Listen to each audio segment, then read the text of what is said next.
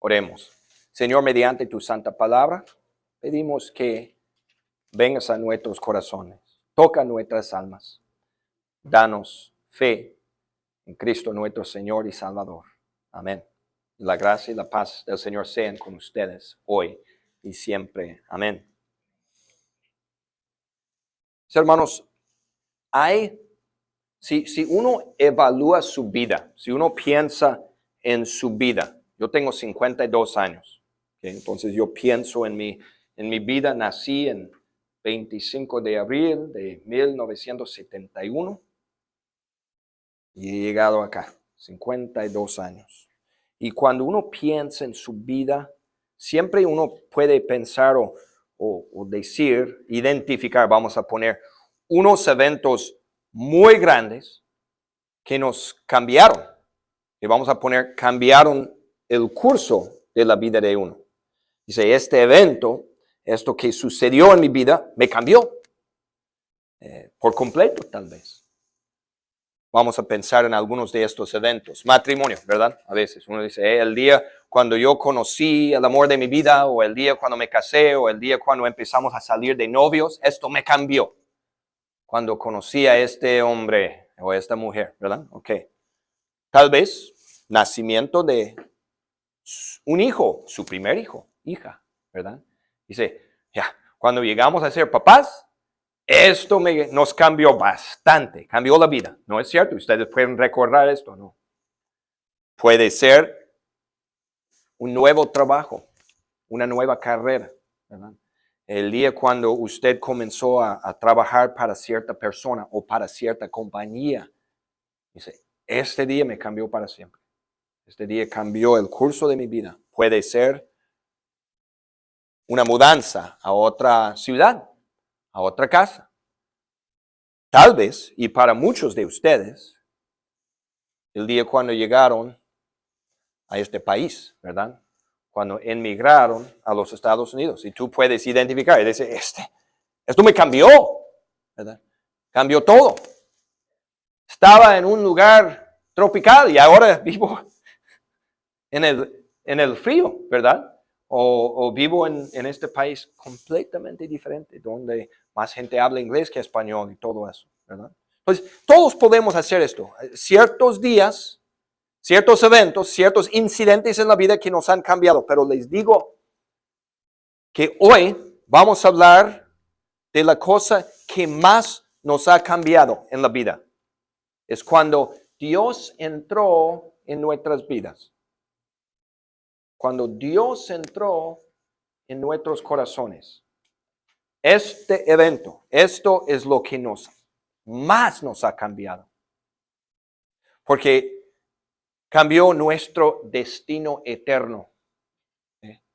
Porque antes de tener a Dios en nuestras vidas, antes que Dios llegara a nuestros corazones, estábamos en camino al infierno. Y cuando Dios entró en nuestras vidas, Él cambió la dirección eterna, ¿verdad? Ahora estamos en el camino al cielo. Antes éramos hijos del maligno, ahora somos hijos de Dios. Antes no teníamos paz, ahora tenemos la paz del perdón. Antes no esperanza, ni en la muerte, miedo de la muerte, ahora esperanza. Sabemos que la muerte será el comienzo de vida eterna. Cambio completo, cambio drástico. Cuando Dios entró en nuestras vidas. Vamos a ver cómo sucedió esto. ¿Cómo viene la fe a una persona? ¿Ustedes tienen fe en Jesús? ¿Sí o no? ¿Creen en Cristo? ¿Sí o no? Ok. ¿Cómo sucedió esto? Okay. Vamos a hablar de esto hoy. Primero tenemos que hablar de esto. La condición espiritual del ser humano por naturaleza. Por naturaleza. Y voy a explicar lo que significa esto. Es decir, el ser humano en su estado natural. Es decir, cuando sale del vientre. ¿Okay? Ahí tenemos al ser humano en su estado natural. ¿Okay? Y los médicos dicen, ¿verdad? ¡Ay, corazón latiendo! ¡Qué bueno! Pulmones funcionando. Los 20 dedos, vamos bien, ¿verdad? Pero aquí en el alma, ¿cómo está? ¿Cómo está el ser humano aquí, espiritualmente? Por naturaleza vamos a ver lo que dice la palabra. Vamos a leer. ¿Quién gusta leer lo que dice aquí? Emily. Colosenses 1:21.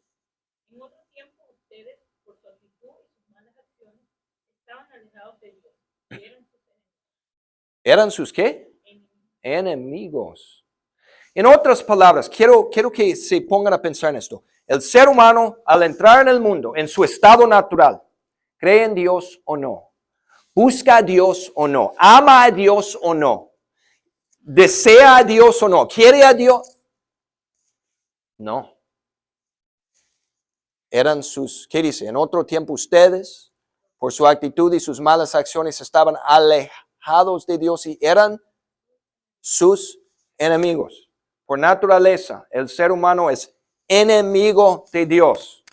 No ama a Dios, no cree en Dios, no busca a Dios, no quiere nada con Dios, piensa que la palabra de Dios es basura. Por naturaleza, así es el ser humano.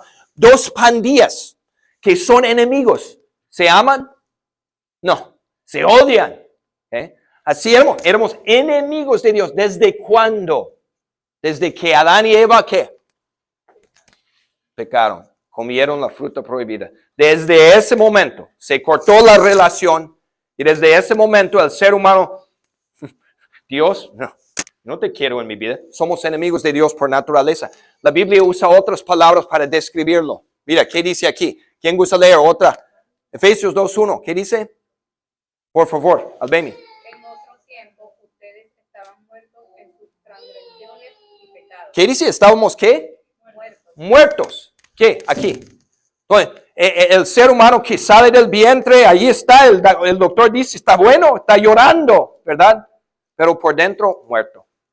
Muerto en vida. Todos somos, por naturaleza, estamos muertos aquí. Quiere decir que no tenemos fe. ¿Sí? No tenemos a Cristo, no tenemos vida espiritual. Estamos muertos y somos incrédulos, por naturaleza, enemigos de Dios. Muertos. La Biblia usa otras. Yo pude haber puesto un montón de versos. Dice, ignorantes, ¿verdad? En tinieblas, dice la palabra de Dios. Muchos versículos que describen, no teníamos fe. Por naturaleza, enemigos de Dios, muertos en pecado. Ahora, les voy a decir, vamos a imaginar algo.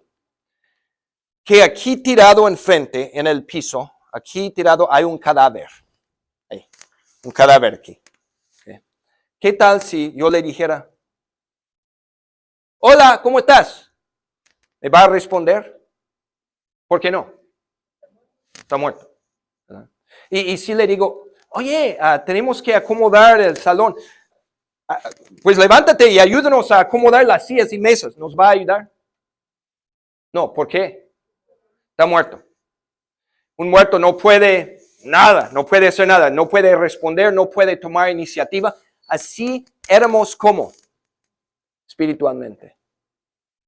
Entonces estamos hablando de llegar a la fe. ¿Cómo viene la fe a una persona?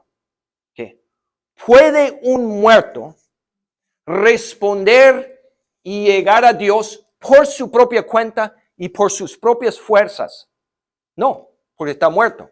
Mira, el mejor predicador en el mundo, con el sermón más dinámico en el mundo, puede estar predicando a una persona que no cree, está muerto.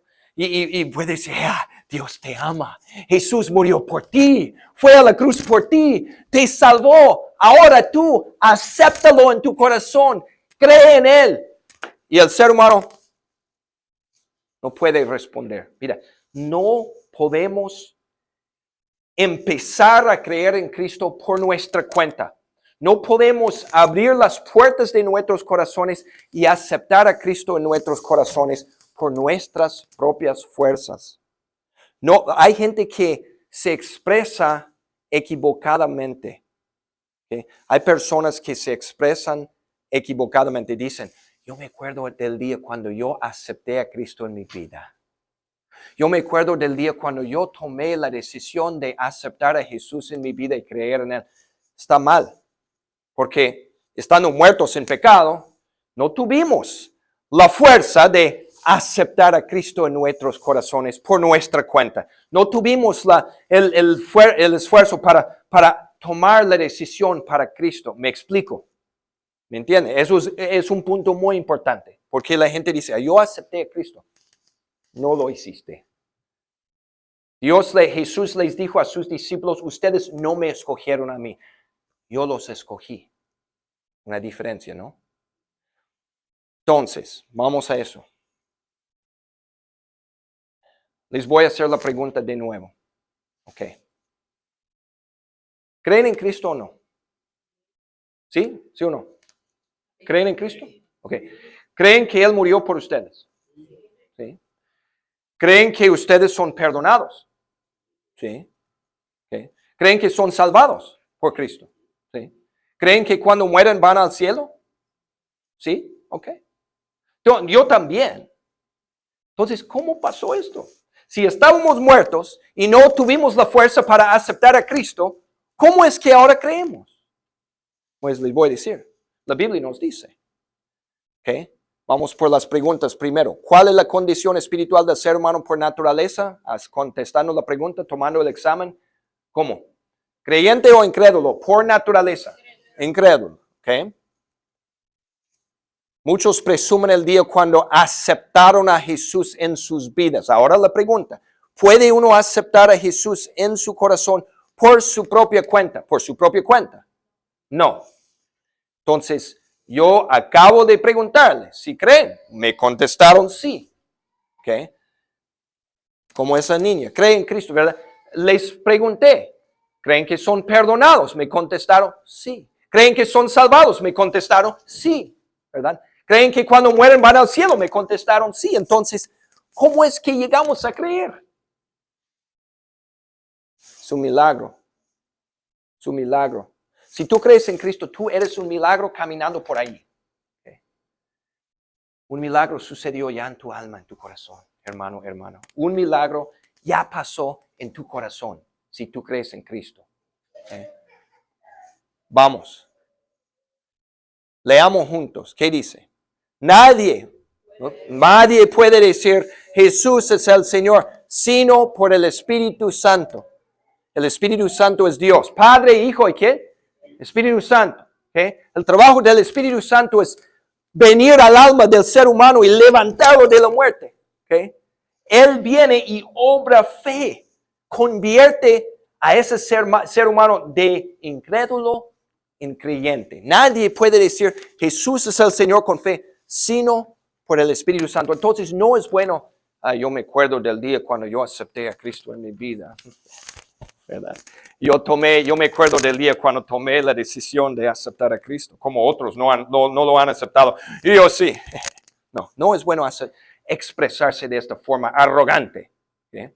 Mejor es decir, yo le doy gracias a Dios porque Dios me dio la fe. ¿Okay?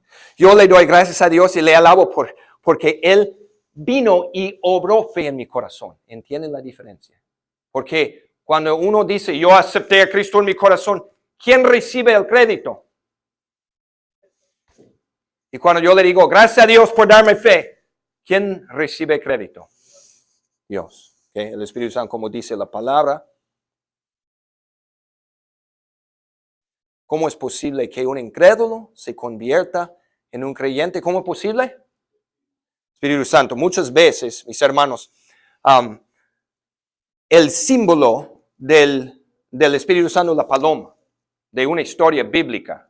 El símbolo del Hijo es la cruz, ¿no? ¿Verdad? El símbolo del Espíritu Santo, muchas veces la paloma, porque en el bautismo de Jesús, el Espíritu Santo bajó en la forma de una paloma y reposó en el hombro de Jesús. Ahí estaba Juan el Bautista bautizando, la historia. Entonces la iglesia ha usado por siglos la paloma como un símbolo del Espíritu Santo. Uno puede creer en Jesús. Nosotros creemos en Jesús por obra de Dios, el Espíritu Santo, ¿verdad? Ahora, les voy a decir, vamos al siguiente punto, vamos a ver cómo trabaja Él. Cómo trabaja Dios, el Espíritu. Primero les voy a decir cómo no trabaja. ¿Okay? Cómo no trabaja. No es que, vamos a imaginar Un hombre que no cree, está manejando al trabajo en su troca, que no cree en Jesús, incrédulo. ¿Okay? Está yendo a su trabajo, trabaja en una fábrica a las 6 de la mañana, se tiene que levantar, ahí está manejando. Y en un relámpago del cielo, el Espíritu Santo le toca y de repente cree en Jesús. Así no trabaja. Tampoco trabaja de esta forma. Hay un incrédulo que está dormido en la noche. Está durmiendo y en un sueño el Espíritu Santo llega a él y él se levanta creyendo en Cristo. No trabaja así. Tampoco trabaja de que alguien, un pastor, le pone la mano y empieza a temblar y luego siente un escalofrío por todo el cuerpo y ya cree en Jesús. No trabaja de esta forma.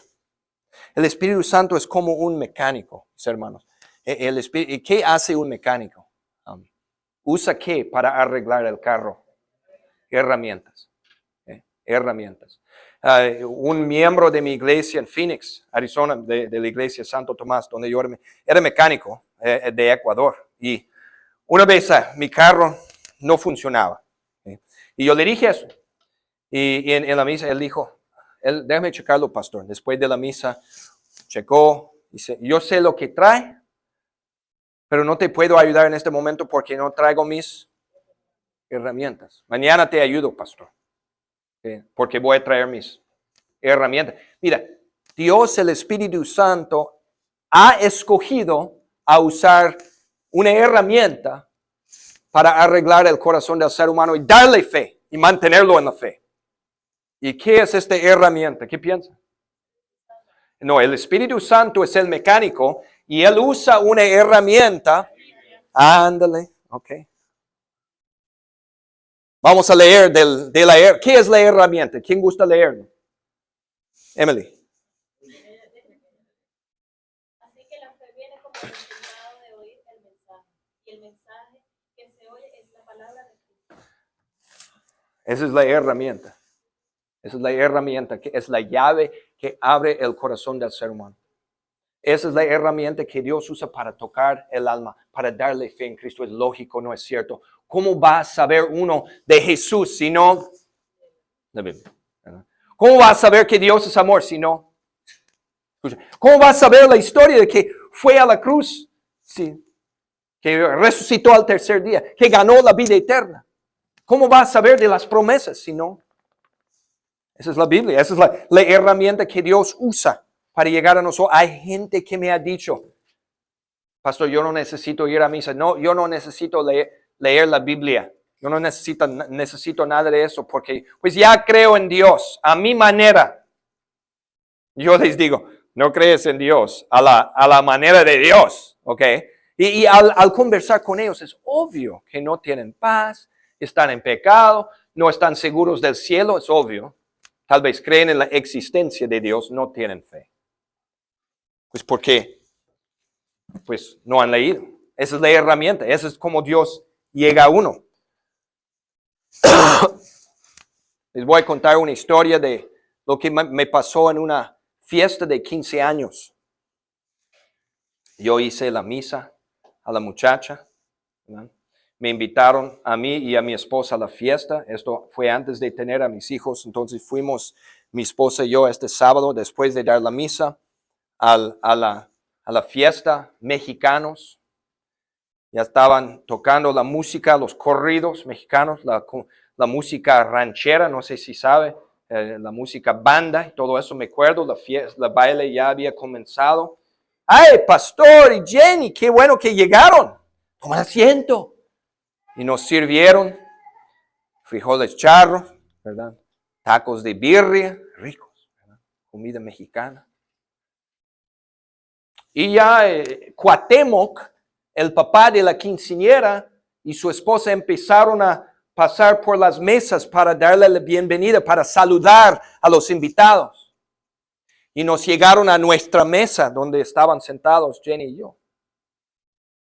Ay, qué bueno que llegaste, pastor. Me gustó la misa que le diste a mi hija. Gracias, ¿verdad? Y se sentaron y empezamos a platicar. Él ya tenía unas cervezas encima. Y yo le pregunté, mira, Cuauhtémoc, tus hijas, la quinceañera tenía una hermana, tus hijas vienen a misa y escuchan la palabra, pero tú nunca vienes, nunca vas. La mamá a veces les mandaba, pero los papás nunca iban, nomás las hijas. Y él nunca. ¿Por qué no vienes, hombre? ¿Por qué no vas a la misa el domingo? Pues, nunca vas.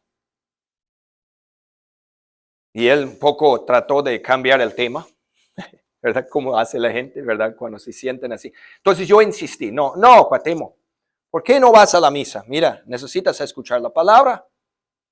Necesitas oír de Jesús, del amor de Dios. Y él me dijo, mira, ya yo creo que la cerveza le dio valor. Y él me dijo, mira, ¿me permite, pastor, ser franco con usted? Quiero ser honesto con usted. ¿Puedo? Yo le dije, adelante, ¿cómo no?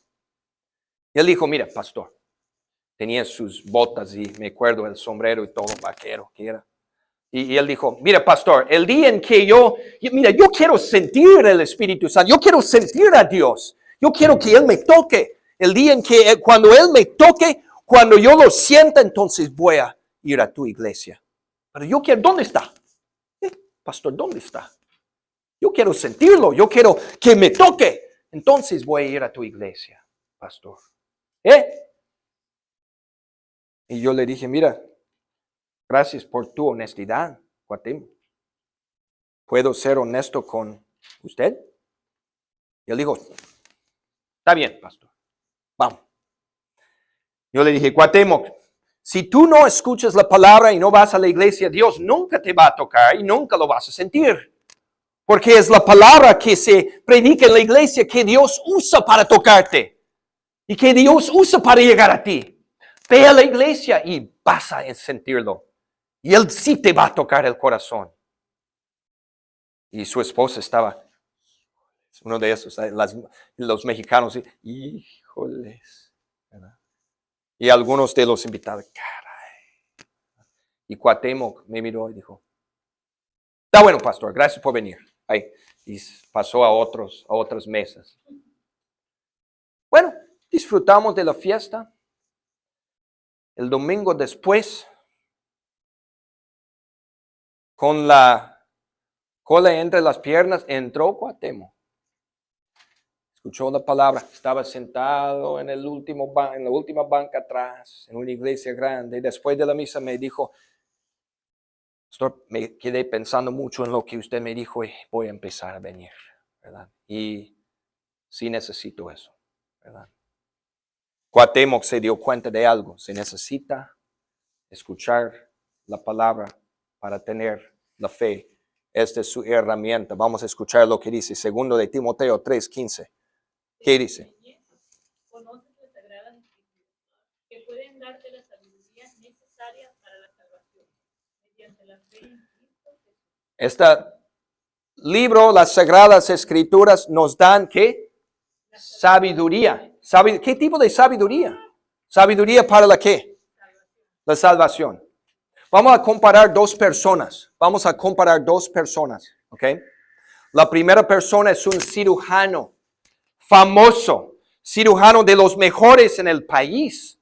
Tiene su oficina y hace sus cirugías allá en Chicago. Personas de todas partes del mundo, Europa, Latinoamérica, viajan para que él les opere. Tan bueno es, ¿verdad? El mejor cirujano del cerebro en el país. Este es muy inteligente en el campo de medicina.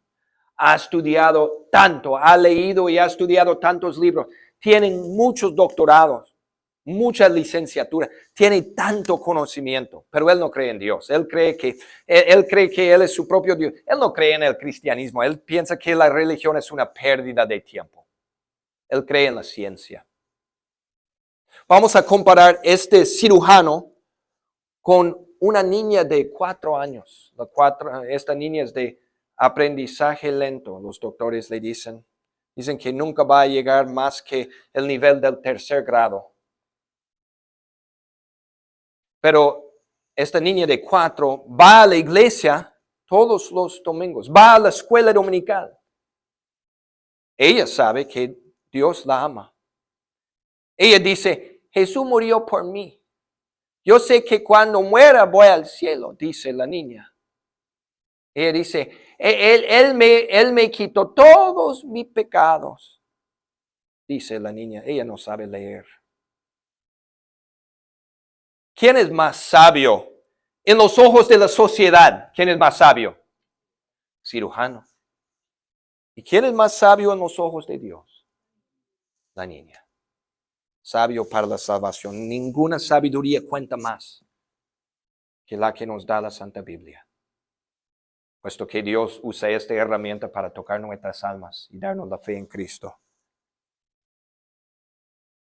Solamente por medio de qué puede una persona llegar a creer en Jesús. ¿Mediante qué?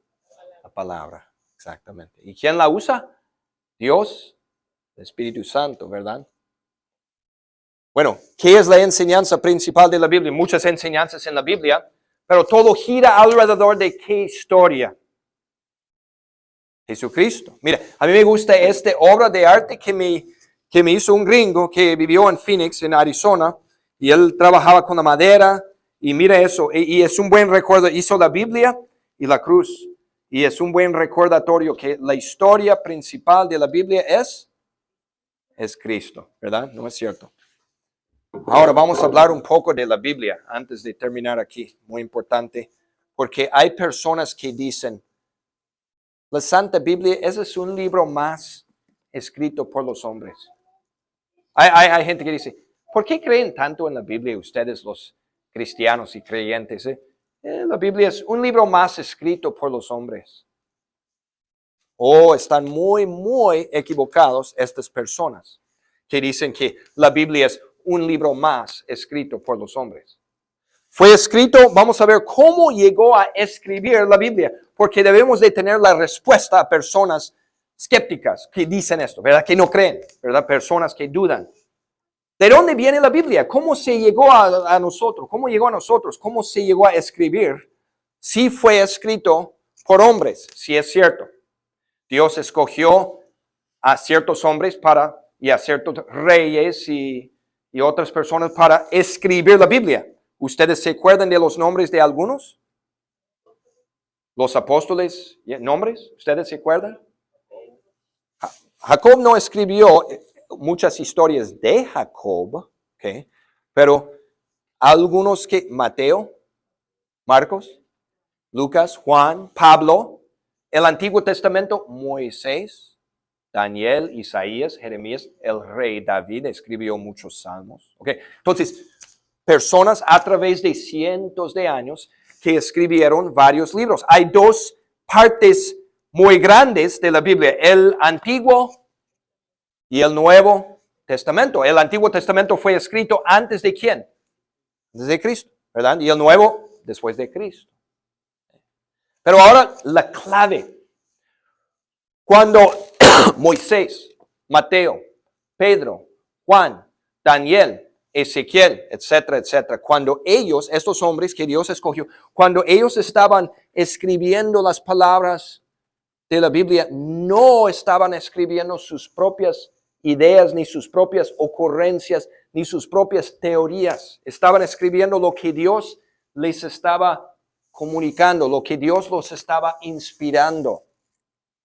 Entonces, cuando Mateo se puso a escribir, no es que él pudo haber dado su firma, ese es mi libro. No, él simplemente fue una lapicera de Dios, un lápiz de Dios, un instrumento de Dios. ¿Okay? Voy a ponerlo de esta forma.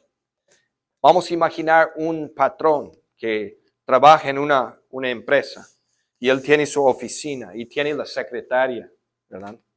Y la secretaria está en la computadora y él dice, mira, necesito escribir una carta a unos socios. Entonces, le anda dictando en la oficina. Dile a que si quiere teniendo trato con nosotros, tiene que hacer las cosas de una forma recta y justa. Ay, sí, patrón. Y está teclando en la computadora la carta, ¿verdad? Y dígale además que tiene que pagar a tiempo. Sí, patrón, sí, patrón. Ahí está poniendo la secretaria y el patrón sigue dictando. Y dígale que desde ahora en adelante nosotros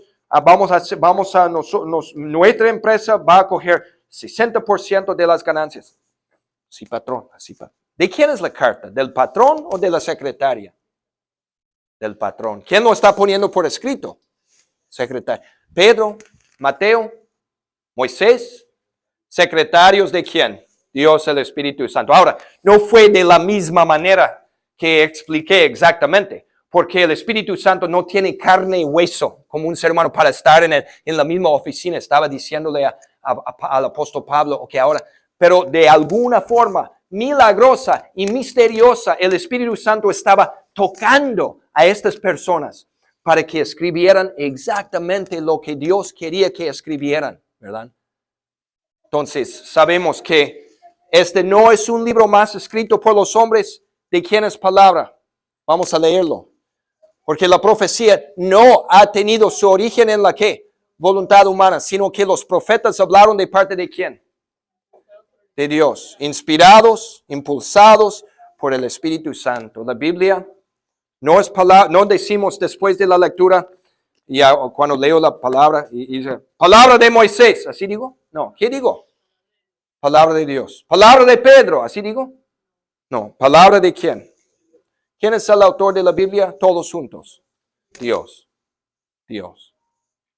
Una característica, si es la palabra de Dios, todo lo que dice en este libro es la verdad.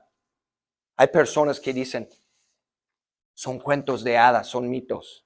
¿Cómo es posible que Dios mandó un diluvio que cubrió toda la faz de la tierra y todos murieron menos una familia en una arca con los animales? Es un cuento de hadas. Si la Biblia dice que sucedió, sucedió, es la verdad. Hay gente que dice, no es posible que Dios pudo haber creado la creación entera en 6 días. Si la Biblia dice que Él creó el mundo en 6 días, ¿qué pasó? Lo creó en 6 días. Si dice que Él caminó sobre agua y Pedro salió de la barca y caminó sobre el agua también, la pura verdad. Qué bueno. Dios no ha hecho mentiras. ¿Okay? Lo que dice es la verdad, incluyendo que tú eres salvado. Que si crees en Cristo vas al cielo. Es la verdad. ¿Okay? No son mentiras. ¿Contiene la Biblia mentiras, errores y contradicciones, sí o no? No, Señor. ¿Okay? Pura palabra de Dios, inspirada por Dios. Así nos dice también en 2 de Timoteo 3:16. ¿Quién gusta leer? Por favor. Toda la escritura es inspirada por Dios, útil para enseñar, para reprender, para corregir, para instruir en la justicia. Ustedes usen la Biblia. Toda la escritura es inspirada por Dios. Útil, úsenla. Vengan seguido como lo están haciendo. Léanla en casa. Usen la Biblia. ¿Ok? Es la palabra inspirada. Es útil, funciona para enseñarnos el camino al cielo. Para reprendernos y corregirnos. A veces lo necesitamos porque caemos en pecado, ¿no es cierto? ¿Verdad? Y para instruirnos en los caminos de Dios. La Biblia funciona, sirve, es inspirada por Dios. Una palabra que subrayé, que quiero que ustedes enfoquen ahora mismo en un punto importante, dice que la primera palabra en este versículo, ¿qué dice? Toda. Toda. Hay personas que me han dicho, pastor, yo creo en la mayoría de la Biblia, pero hay unas partes que no me caen bien. ¿Cómo? No, esta parte que dice que tengo que perdonar a mi hermano que peca contra mí, no me gusta esta parte. ¿Es todo o es nada?